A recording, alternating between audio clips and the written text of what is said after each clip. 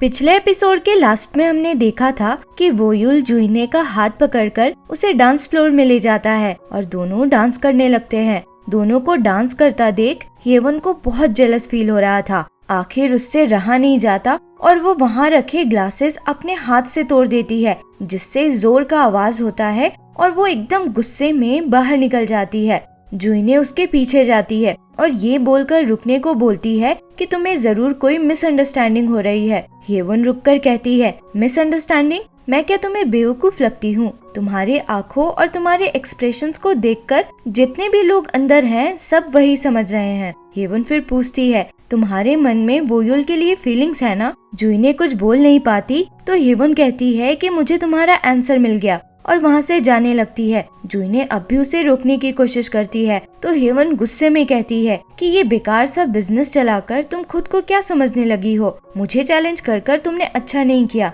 तुम्हें तुम्हारी जगह अब मैं दिखाऊंगी। तभी वोयुल और दोशिक भी वहाँ आ जाते हैं। दोशिक जुइने को डिफेंड करता है और हेवन से सॉरी बोलने को बोलता है और कहता है कि तुमने लाइन क्रॉस कर दिया है। हेवन कहती है, सॉरी तो इसे बोलना चाहिए। फिर जुइने की तरफ देखकर बोलती है, तुम्हें तो अच्छा लग रहा होगा, इतने सारे लोग हैं तुम्हें बचाने के लिए। हेवन फिर जाने लगती है तो वोयुल आकर उसे रोकता है और पूछता है कि तुम ऐसे क्यों बिहेव कर रही हो? हेवन कहती है, बोलना तो मुझे चाहिए, तुम मेरे साथ ऐसा कैसे कर सकते हो? तुमने मुझे वेट करने को कहा था, तुमने कहा था कि तुम अपना प्रॉमिस पूरा करोगे। हेवन फिर वहाँ से चली जाती है। दोशिक भी अब निकलने वाला था तो जुइने उसे सॉरी बोलती है तो वो बोलता है कि सॉरी की कोई जरूरत नहीं है, लाइफ में सब कुछ प्लान के हिसाब से ही नहीं चलता है। जुइने फिर अंदर जाती है तो दोशिक वोयुल को रोकता है और कहता है कि उसे बात करनी है। वो पूछता है कि तुम्हारे क्या इंटेंशंस है? आखिर तुम्हारी वजह से जुइने को इतना कुछ सुनना पड़ा। वोयुल कहता है, मैंने तो उसकी हेल्प की थी, सब लोग उसका नाम बुला रहे थे, मैं उसे अकेले खड़ा कैसे छोड़ देता? दोशिक वोयुल को वार्निंग देता हुआ कहता है कि वो जुइने को इन सब चक्करों में ना इन्वॉल्व करे। फिर हम देखते हैं कि सबके जाने के बाद वोयुल जुइने से सॉरी बोलता है उसे प्रॉब्लम में डालने के लिए। जुइने कहती है, मुझसे नहीं हेवन से सॉरी बोलो, उसके पास तो रीजन भी है गुस्सा होने का। उसने तो मुझसे हेल्प मांगी थी ताकि वो तुमसे अपनी फीलिंग शेयर कर सके, पर उल्टा ही हो गया। मुझे पता है कि तुम मेरी हेल्प कर रहे थे क्योंकि मैं बहुत ऑकवर्ड सी हो गई थी, पर उसे तो कुछ और ही लगा होगा। वोयुल कहता है, तुम सही कह रही हो, पर पता नहीं क्यों मुझे बस तुम्हारी ही चिंता थी। मुझे पता नहीं कि ये क्या है, क्योंकि पहले कभी मैंने ऐसा फील नहीं किया था, किसी के साथ डांस भी नहीं किया था। पर तुम चिंता मत करो, मैं हेवन से बात कर लूंगा।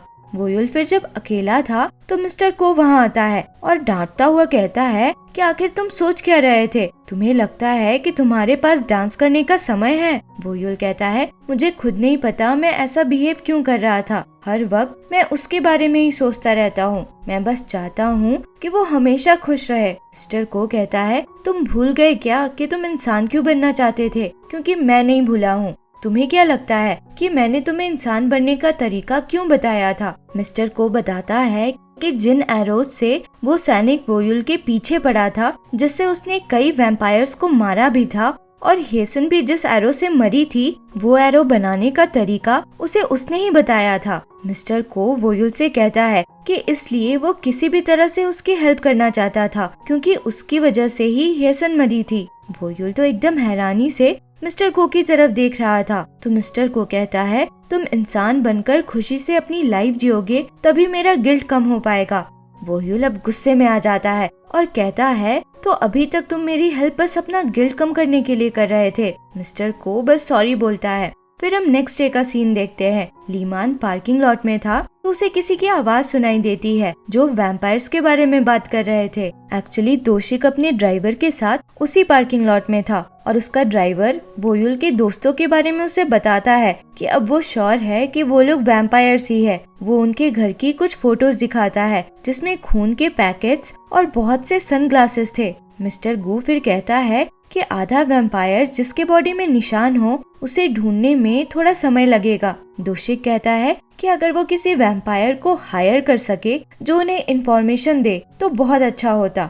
दोशिक फिर ह्योवन से मिलता है। ह्योवन कहती है कि तुम तो बहुत रिलैक्स लग रहे हो, तुम्हें क्या कल वाले डांस से कोई दिक्कत नहीं हुई? दोशिक कहता है कि जिस इंसान को मैं पसंद करता हूँ मैं उसे रेस्पेक्ट दिखा रहा हूँ। तुम्हारा बिहेवियर तो कल बहुत ही इमैच्योर था, पर ह्योवन पे कोई असर नहीं होता। वो कहती है तुम्हारा ये जो रेस्पेक्ट देने वाला अप्रोच है ना, उसकी वजह से कोई और ही उसे ले जाएगा। नेक्स्ट सीन में हम देखते हैं कि जुईने दोशिक के बुलाने पे उसके ऑफिस आती है। दोशिक बताता है कि वो ह्योवन से मिला था, फिर डायरेक्टली पूछता है कि तुम दोनों एक दूसरे में इंटरेस्टेड हो क्या? तो जुईने तुरंत मना करती है। दोशिक उसे वोयुल की वो वाली वीडियो दिखाता है और पूछता है कि तुम्हें उसके बारे में पता है क्या? दोशिक आगे कुछ बोल ही रहा था तो जुईने बीच में बात काट कर कहती है कि तुमने ये किसी और को भी दिखाया है क्या? तो दोशिक कहता है कि नहीं। तो जुईने कहती है कि अभी के लिए ये बात हम दोनों तक ही रखते हैं, मैं बाद में सब कुछ एक्सप्लेन करूंगी।